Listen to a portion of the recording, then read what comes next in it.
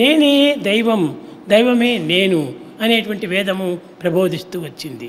Veda goes on declaring this fact that I am God and God is none else other than the self.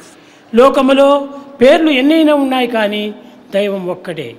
There may be varied nomenclature, but God is one only. ఇలాంటి దైవత్వం అనేటువంటి ఏకత్వాన్ని మనం గుర్తించాలి. We have to recognize the basic unity, oneness of divinity. దేనిని చూచినా ఇది దైవమే. Whatever that you may see is God only. దేనిని అందుకున్నా అది దైవమే. All that you receive is only God. దేనిని మనం భుజించినా అది దైవమే. All that you partake is also divine. కనుకనే సర్వం కలువిదం బ్రహ్మ అన్నాడు.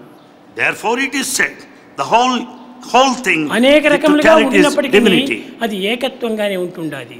It might seem to be plurality and multiplicity, but it is only one. అట్టి ఆత్మతత్వమే నీ యందే ఉంటున్నది. That principle of self is in you. కనుక ఏకం సత్ అన్నారు. Therefore it is said truth is one.